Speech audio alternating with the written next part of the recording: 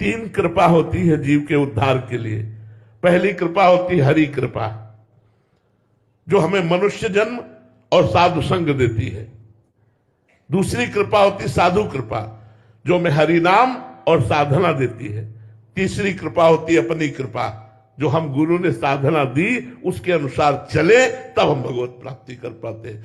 तो प्रायः गुरु कृपा है, हरि कृपा है, लेकिन हमें हमारी अपने ऊपर कृपा करनी चाहिए। अब हमें भजन में लगना चाहिए, सांसारिक कार्य करते हुए भगवान का नाम जप किया जा सकता है। आप देखो, कपड़ा से या कहीं रहने से मन थोड़ी बदलता है, मन को लगाना पड़ता है, अभ्यास के द्वारा लगाना पड़ता है, जलना पड़ता है, व्यथा सहनी पड़ती है। इसकी पिटाई अंदर की ऐसी होती है कि बस भगवान सुहाई देते हैं कि हे भगवान आप ही शीतलता प्रदान कर सकते हो, अन्यथा नहीं। ये ऐसी व्यथा पैदा करता है जब ये भोगों का संकल्प करता है, जब ये संसार राग में आशा करता है, और फिर उसके बाद जब उसका विरोध करो तो जो जलन पैदा करता है वो कोई भगवत भक्त ही सह सकता, दूसरा नहीं सह सकता।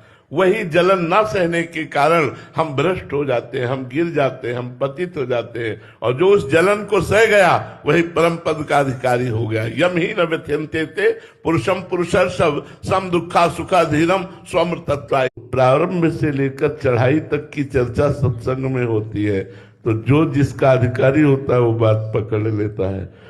जब ये बात आती हम कुछ नहीं कर सकते, हम बुरे आचरण भी नहीं छोड़ सकते, तो उनसे कहते यदि बुरे आचरण भी नहीं छोड़ सकते तो राधा राधा पकड़ लो यार, हम छोड़ने की बात कहाँ कहते हैं।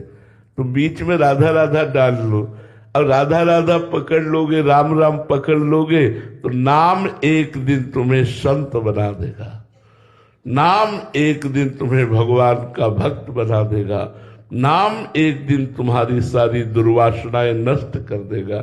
इसलिए ऐसे वचन कहे जाते हैं कि जो जिस कोटि का अधिकारी होता है उसको उस कोटि से समझाया जाता है। जीव को जब तक उसके अभिमान में चोट नहीं पड़ती तब तक श्रद्धा दिखाना अच्छा लगता है, और जिस दिन अभिमान में चोट पड़ गई तो गुरु के विरुद्ध खड़ा हो जाएगा। बस इसी अभिमान को नष्ट करना गुरु की कृपा का सारा खेल होता है। वो रौंदते हैं हमारे अभिमान को। यदि अभिमान नष्ट हो गया तो जन्म मरण का चक्र नष्ट हो गया, क्योंकि जन्म मरण का चक्र अभिमान ही है।